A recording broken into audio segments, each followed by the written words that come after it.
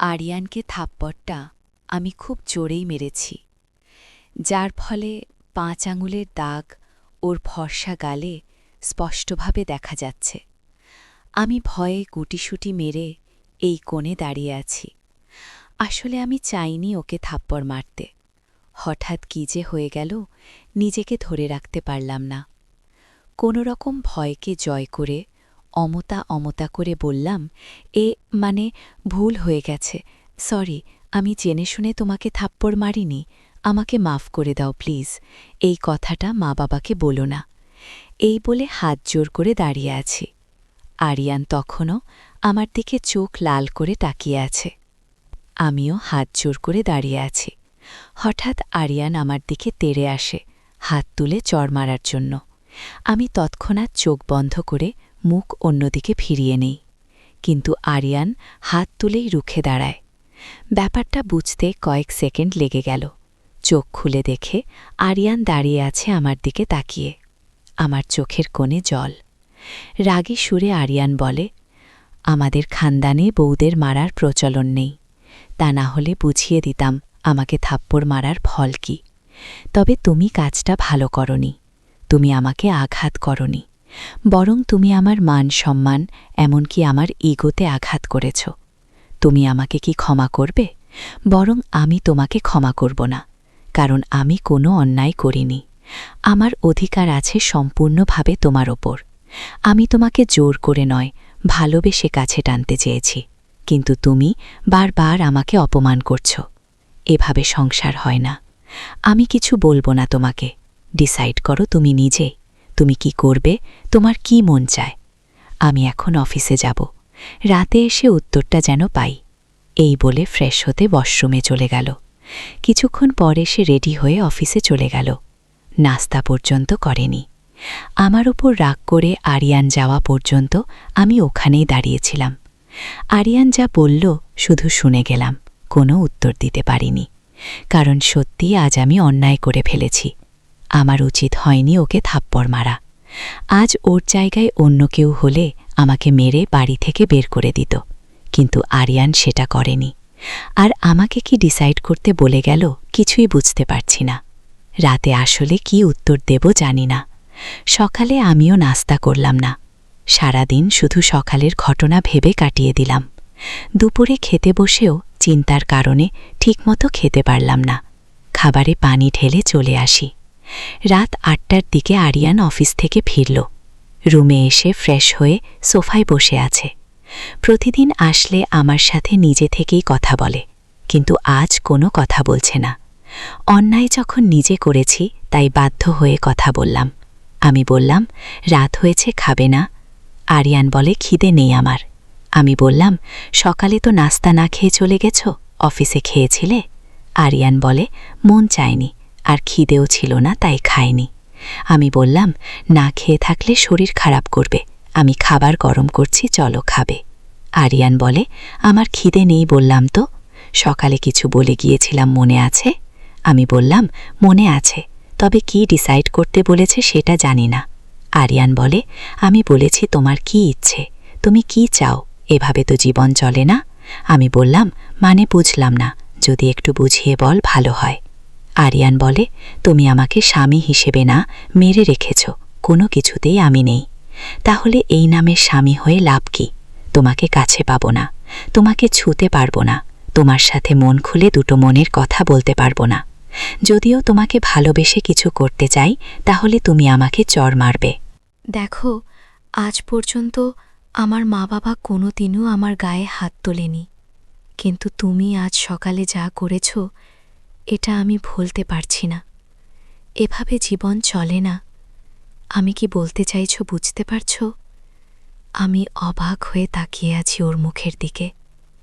ওর কথা শুনতে শুনতে আমার চোখের কোণে জল এসে জমা হয়েছে, গলা ভারী হয়ে আসছে। আমি কান্নাজড়িত সুরে বললাম, জানি আমি অন্যায় করেছি, তার জন্য সকালে ক্ষমা চেয়েছি, এখন আবারও চাইছি, প্লিজ ক্ষমা করে দাও, আমি আর কোনো দিন এমন করব না। আরিয়ান বলে, ৩ মাস ধরে ক্ষমা চেয়েও তোমার কাছ থেকে ক্ষমা পাইনি, তার বদলে পেয়েছি অপমান, অবহেলা, আর শেষমেশ থাপ্পড়। এখন তুমি বলো, আমি তোমাকে কি করে ক্ষমা করি?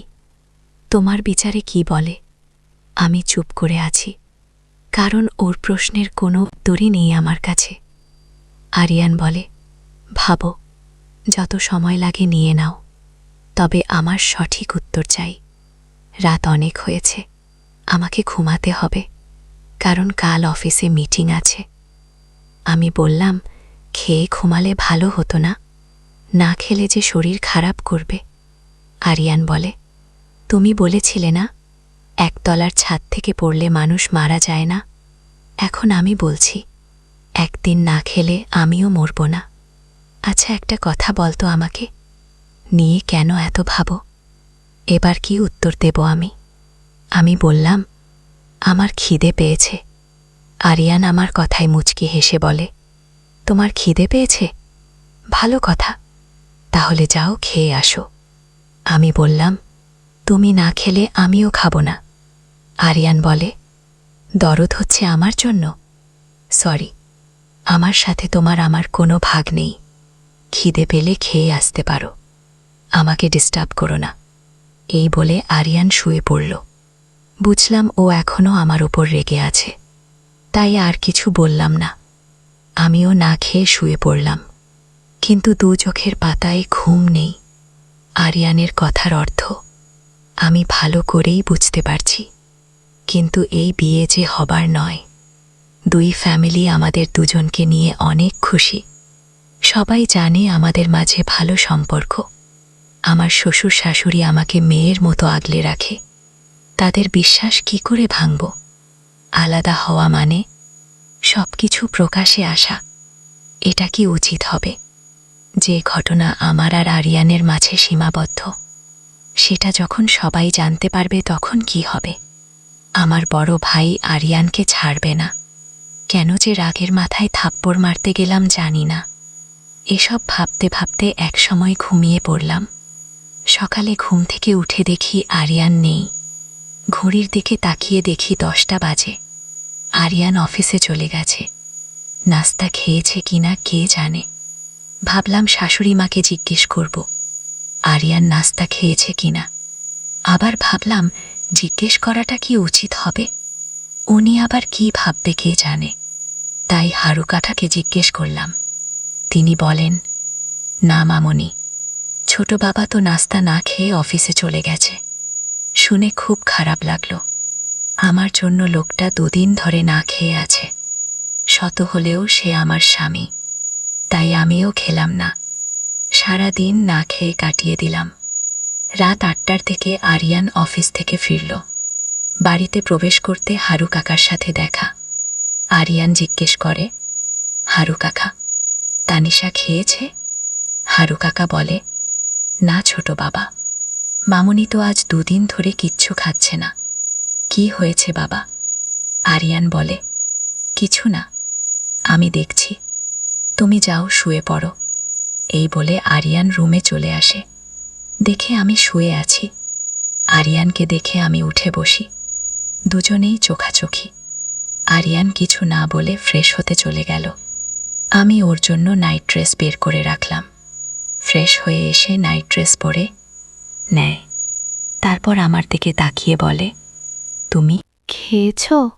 আমি বললাম, হ্যাঁ খেয়েছি। আরিয়ান বলে, বাহ, 2 দিন ধরে না খেয়ে থেকে মিথ্যা বলা হচ্ছে, কি সুন্দর। তা কেন না খেয়ে আছো জানতে পারি? আমি বললাম, তুমিও তো না খেয়ে আছো, আমার উপর রাগ করে। দেখো, আমি তোমার সাথে রাগ অভিমান যাই করি না কেন, আমি কিন্তু নিয়মিত খাবার খেয়েছি। কিন্তু তুমি আমার সাথে রাগ করে খাবার খাচ্ছ না, তাহলে আমি কি করে খাই?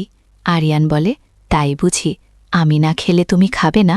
আমি বললাম, না খাবো না।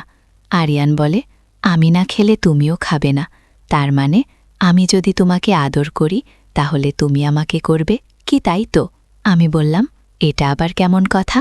এখানে খাবারের কথা হচ্ছে, অন্য কিছুর কথা হচ্ছে না। আরিয়ান বলে, তুমিও তো বললে আমি না খেলে তুমি খাবে না, আমি খেলে তুমিও খাবে, তাহলে শুধু খাবারের বেলায় কেন, অন্য কিছুর বেলায় না কেন? এবার যাও খেয়ে আসো। আমি বললাম তো খাবো না, তুমি খেলে আমিও খাবো, তা না হলে থাক। আরিয়ান বলে, আচ্ছা, জ্বালায় পড়লাম তো, কি ছোট বাচ্চার মতো করছো। তুমি না খেলে আমিও খাবো না। কিছুক্ষণ আমার দিকে তাকিয়ে কি যেন ভেবে বলে, ঠিক আছে, খাবার গরম করো, একসাথে খাবো, তবে শর্ত একটা, এক প্লেটে দুজনে খাবো। আমি মাথা নেড়ে খাবার গরম করতে চলে গেলাম, কারণ এছাড়া আর কোনো উপায় নেই, তা না হলে ও খাবে না। এভাবে কি ভালোবাসা শুরু হয়? জানি না বাবা, আমার তো সব গুলিয়ে যাচ্ছে, আর ভাবতে পারছি না। আমি খাবার গরম করে রুমে নিয়ে আসি, তারপর দুজন সামনাসামনি বসে খেতে শুরু করি।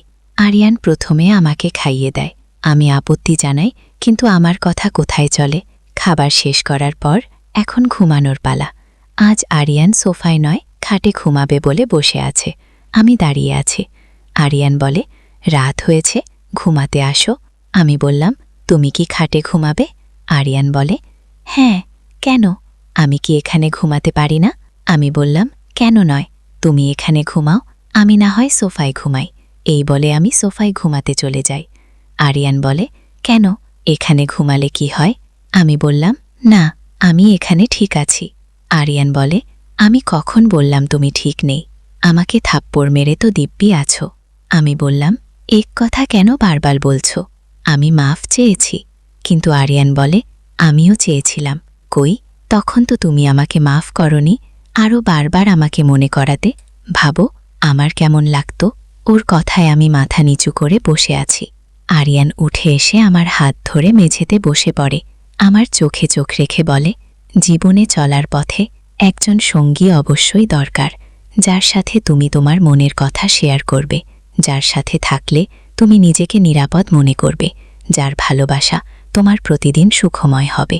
তা নিশা, এভাবে জিদ ধরে বসে থেকে কোনো লাভ নেই। সব কিছু ভুলে নতুন করে শুরু করো। আমি অজান্তে তোমার সাথে অন্যায় করেছি।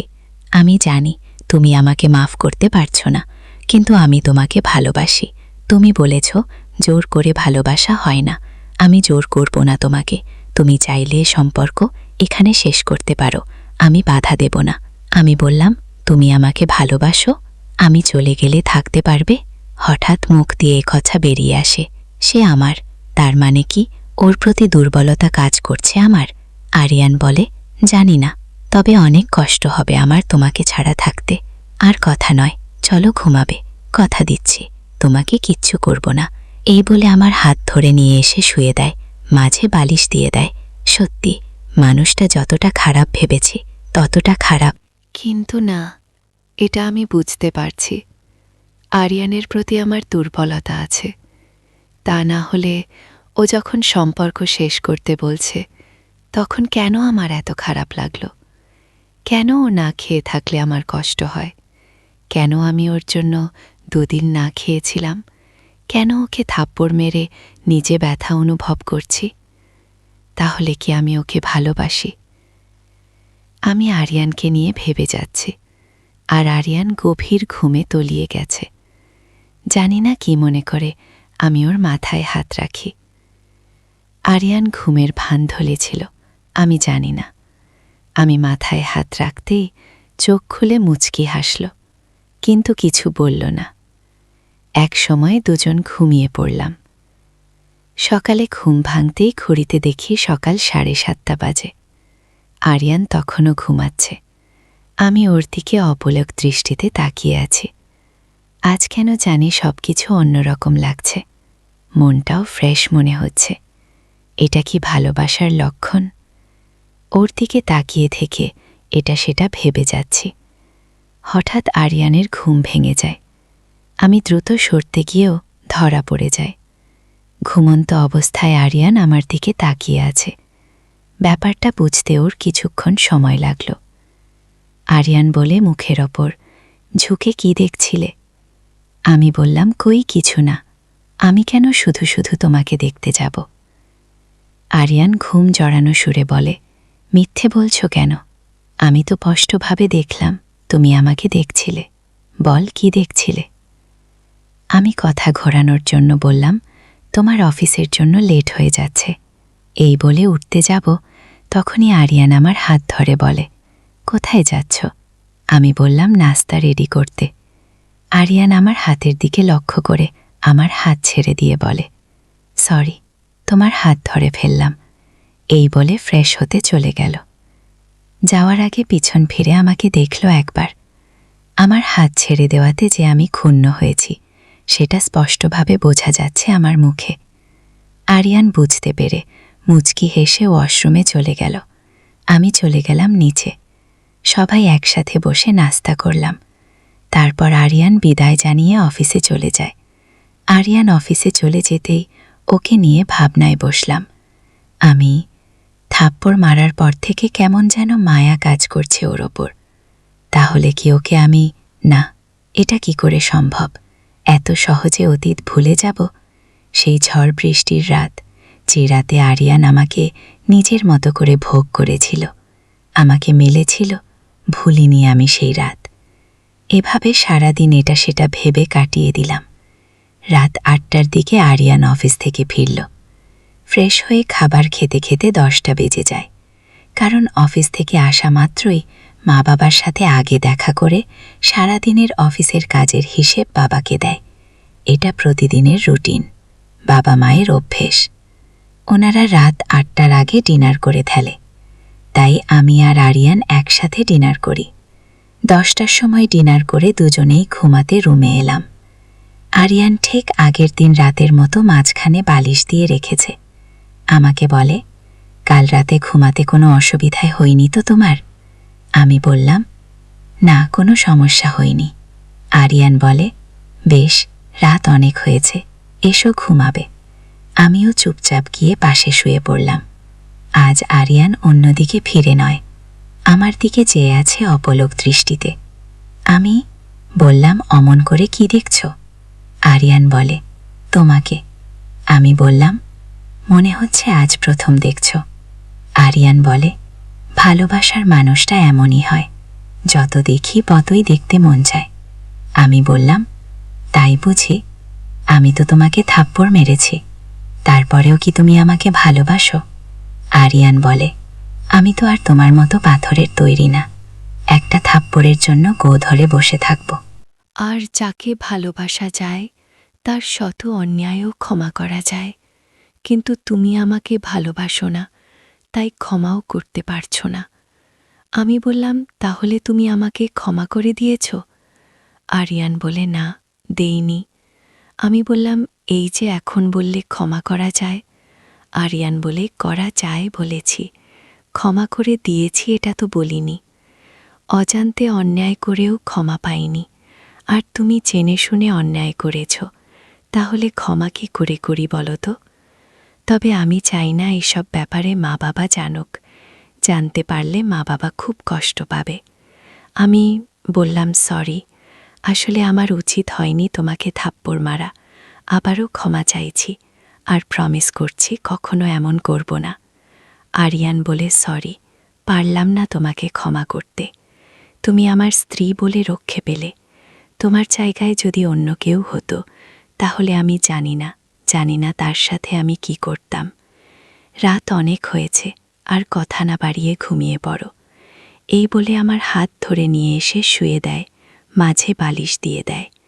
সত্যি, মানুষটা যতটা খারাপ ভেবেছি ততটা খারাপ কিন্তু না, এটা আমি বুঝতে পারছি। আরিয়ানের প্রতি আমার দুর্বলতা আছে, তা না হলে ও যখন সম্পর্ক শেষ করতে বলছে তখন কেন আমার এত খারাপ লাগলো? কেন ও না খেয়ে থাকলে আমার কষ্ট হয়? কেন আমি ওর জন্য 2 দিন না খেয়েছিলাম? কেন ওকে থাপ্পড় মেরে নিজে ব্যথা অনুভব করছি? তাহলে কি আমি ওকে ভালোবাসি? আমি আরিয়ানকে নিয়ে ভেবে যাচ্ছি, আর আরিয়ান গভীর ঘুমে তলিয়ে গেছে। জানি না কি মনে করে আমি ওর মাথায় হাত রাখি। আরিয়ান ঘুমের ভান ধরেছিল, আমি জানি না। আমি মাথায় হাত রাখতেই চোখ খুলে মুচকি হাসল, কিন্তু কিছু বলল না। এক সময় দুজন ঘুমিয়ে পড়লাম। হঠাৎ মাঝরাতে আরিয়ান বালিশ সরিয়ে আমাকে জড়িয়ে ধরে, তারপর আমাকে চুমু করতে থাকে, সারা শরীরে হাত বুলাতে থাকে। বুকের চাপ সৃষ্টি অনুভব করতেই আমি জেগে উঠি। আরিয়ানকে আমার উপর আবিষ্কার করে আমি বললাম, কি করছো তুমি? আমার কথা শুনে আরিয়ান বলে, সরি, আসলে আমি নিজেকে ধরে রাখতে পারছি না, তাই এমনটা করে বসেছি, তার জন্য ক্ষমা চাইছি। এই বলে আবার নিজের জায়গায় গিয়ে শুয়ে পড়ল। আমি কিছু বললাম না, কারণ থাপ্পড় মেরে অন্যায় করে বসে আছি, তাই চুপচাপ ঘুমিয়ে পড়ি। সকালে ঘুম থেকে উঠে দেখি আরিয়ান আমার দিকে ফিরে ঘুমাচ্ছে। ওকে দেখে কাল রাতের কথা মনে পড়ে গেল। মন চাইছে জিজ্ঞেস করি কেন এমন করল, কিন্তু চারিদিক থেকে আমার হাত পা বাঁধা। আজ আরিয়ানের অফিস ছুটি, তাই আর ডাকলাম না। আমি ফ্রেশ হয়ে নিচে চলে গেলাম। 10টার দিকে আরিয়ান উঠলে একসাথে নাস্তা করলাম দুজন। কিন্তু কাল রাতের ব্যাপারটা নিয়ে আরিয়ান খুব লজ্জিত। খেতে খেতে আরিয়ান আমাকে বলে, প্লিজ তুমি কিছু মনে করো না কালকে রাতের ব্যাপারটা নিয়ে। আসলে তোমাকে এত কাছে পেয়ে নিজেকে ঠিক রাখতে পারিনি। কথা দিচ্ছি আজ থেকে আমি সোফায় ঘুমাবো। আমি কিছু বললাম না, চুপচাপ নাস্তা করে উঠলাম। আমার শাশুড়ি ড্রয়িং রুমে বসেছিল, সাথে আরিয়ান গিয়ে বসে। আমার শাশুড়ি বলল, বৌমা এই বাড়িতে এসেছে পর্যন্ত বাড়িটা মাতিয়ে রেখেছে, খুব হাসি খুশি থাকে সব সময়। তোর বাবা আর আমার খুব খেয়াল রাখে, যেমনটা চেয়েছিলাম তেমনটা আল্লাহ মিলিয়ে দিয়েছে। আর তোকে বলি, হারি এই বাড়িতে এসেছে পর্যন্ত মেয়েটাকে একটু ঘুরতে নিয়ে গেলি না। মায়ের মুখে আমার প্রশংসা শুনে নিজের প্রতি গর্ব হচ্ছে আরিয়ানের। আরিয়ান বলে, মা বিয়ের পরের দিন ভুলবশত ছাদ থেকে পড়ে 3 মাস অসুস্থ ছিলাম। তুমি দেখেছ, সুস্থ হয়ে 2 সপ্তাহ হলো অফিসে যাচ্ছি। অফিসে এখন প্রচুর কাজ, এগুলো কমপ্লিট করতে করতে কম করে হলেও 1 মাস লেগে যাবে। সময়টা কোথায় তানিশাকে বাহিরে নিয়ে যাবার? আমাদের মাঝে কি চলছে সেটা তো আর মাকে বলতে পারছে না। শাশুড়িমা বলল, বিয়ের পরে সবাই হানিমুনে যায় বউকে নিয়ে। বুঝতে পারলাম তুই নিয়ে যেতে পারছিস না। সপ্তাহে 1 দিন ছুটি, এই দিনটাও কি বৌমাকে নিয়ে একটু বাহিরে ঘুরতে পারিস না? আরিয়ান বলল, ঠিক আছে, আজ তোমার বৌমাকে বাহিরে ঘুরতে নিয়ে যাব। এবার খুশি তো? শাশুড়িমা বলল, যাবি যখন 2-1 দিনের জন্য যা, ঘোরার সাথে সাথে হানিমুনও হয়ে যাবে। তুই এখনই অফিসে ফোন করে ম্যানেজারকে সব বুঝিয়ে দে। আরিয়ান জানে মাকে বুঝিয়ে লাভ হবে না, যেটা বলছে না শুনলে চেঁচিয়ে পুরো বাড়ি মাথায় করবে। তাই মায়ের কথা মতো রাজি হয়ে গেল। অফিসে ফোন করে ম্যানেজারকে সব বুঝিয়ে দিল। সাথে 4 দিন আসবে না সেটাও বলল। এই ব্যাপারে আমি কিছু জানি না। আমি তো রান্নাঘরে দুপুরের খাবারের আয়োজন করছি। আমার শাশুড়িমা হারুকে ডেকে বলে, হারু ভাই তুমি গিয়ে রান্না করো, বৌমাকে পাঠিয়ে দাও। হারুকা এসে আমাকে বলতেই আমি হাত ধুয়ে শাশুড়িমার কাছে এসে দাঁড়ালাম। শাশুড়িমা আমাকে বলল, বৌমা ব্যাগ প্যাকিং করে নাও, বিকেলে তুমি আর আরিয়ান হানিমুনে যাচ্ছ। কথাটা শুনে রীতিমতো আমি অবাকই হলাম, তার সাথে লজ্জাও পেলাম। বলে, কি মা, হানিমুন, তাও আবার আরিয়ানের সাথে? সত্যি ভাবার বিষয়, কিন্তু শাশুড়ি মায়ের মুখের ওপর কথা বলতে পারছি না। আমি চুপ করে দাঁড়িয়ে আছি। দেখে শাশুড়িমা বলল, কি হলো বৌমা, দাঁড়িয়ে আছো কেন? যাও। আমি বললাম, মা আপনারাও চলুন না।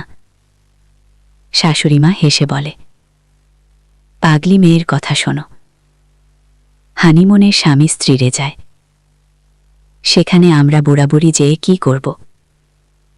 আগে তোরা ঘুরে আয়, তারপর সময় করে আমরা সবাই ঘুরতে যাব। এখন যাও, ব্যাগ প্যাকিং করে নাও। আমি আর কথা বাড়ালাম না, উপরে চলে এলাম। যার সাথে এখনো ভালো করে স্বামী স্ত্রীর সম্পর্ক গড়ে ওঠেনি তার সাথে কিনা হানিমুনে যাব। আর আরিয়ান মায়ের কথায় সেও রাজি হয়ে গেল। এসব ভাবছি, এমন সময় আরিয়ান রুমে প্রবেশ করে।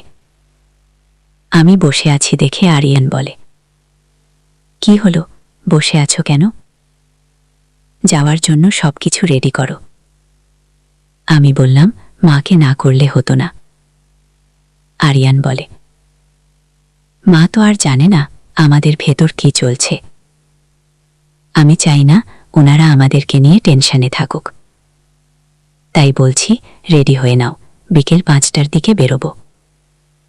আমি বললাম, আমরা কোথায় যাব? আরিয়ান বলে, তুমি বল কোথায় যেতে চাও? যেখানে বলবে সেখানে নিয়ে যাব। আমি বললাম, সামুদ্রিক শহর গেলে কেমন হয়? আরিয়ান বলে, মন্দ না, ঠিক আছে, আমরা সামুদ্রিক শহর যাব। সেই অনুযায়ী সবকিছু প্যাকিং করে শ্বশুর শাশুড়ি থেকে বিদায় নিয়ে আমরা সামুদ্রিক শহরের উদ্দেশ্যে রওনা দিলাম। রাজধানী শহর থেকে সামুদ্রিক শহর অনেক দূর। গাড়িতে বসে আরিয়ান বলে, সামুদ্রিক শহর যেতে যেতে মাঝরাত হয়ে যাবে। আমি বলি, কি? আমরা না হয় রাত 12টার দিকে রওনা হই, তাহলে সকাল সকাল পৌঁছে যাব। আমি বললাম, তা না হয় ঠিক আছে, কিন্তু এখন আমরা কোথায় যাব? আরিয়ান বলে, আমরা এখন রাজধানী শহর ঘুরে দেখব। তোমার আপত্তি না থাকলে? আমি বললাম, ঠিক আছে। সেই অনুযায়ী আমরা ঘোরাফেরা করে রাত 2টার দিকে সামুদ্রিক শহরের উদ্দেশ্যে রওনা দিলাম। আরিয়ান আর আমার মাঝে তেমন কোনো কথা হয়নি। আমাকে নিয়ে হানিমুনে যাওয়ার মন ফেরা ইচ্ছে থাকলেও আমার ছিল না। শুধু শাশুড়ির জন্য বাধ্য হয়েছি আসতে। রাতের বেলায় রাস্তায় এত জ্যাম থাকে না। তাই আমরা ভোর 6টায় পৌঁছে গেলাম। ভালো দেখে একটা আবাসিক হোটেল বুকিং করল। সারা রাত গাড়ির জার্নিতে দুজনেই ক্লান্ত। তাই রুম এসে হাত মুখ ধুয়ে সকালের নাস্তা করে দুজনেই ঘুম দিলাম, তবে আলাদা। বিকেলের দিকে ঘুম থেকে উঠে বাইরে ঘুরতে যাব, তাই রেডি হয়ে নিলাম। রুম থেকে বেরিয়ে রিসেপশনের কাছে আসতেই হঠাৎ একটা মেয়েকে দেখে আরিয়ান থমকে দাঁড়াল। মেয়েটাও আরিয়ানকে দেখে অবাক হয়ে তাকিয়ে আছে। আমি ব্যাপারটা কিছু বুঝতে পারলাম না। হঠাৎ মেয়েটা আরিয়ানের সাথে যা করল তা দেখে আমার মাথায় বজ্রপাত হল। আমি নিশ্চয়ই অবাক হয়ে তাকিয়ে আছি। শামুক শহরে এমন কিছু হবে আমি ভাবতে পারিনি। তারপর যা হলো, আজকের গল্প এখানেই সমাপ্ত। আশা করি গল্পটি আপনাদের ভালো লেগেছে। যদি ভালো লাগে তাহলে লাইক, কমেন্ট এবং সাবস্ক্রাইব করে আমাদের পাশে থাকুন। সবাই ভালো থাকবেন, সুস্থ থাকবেন। আল্লাহ হাফিজ।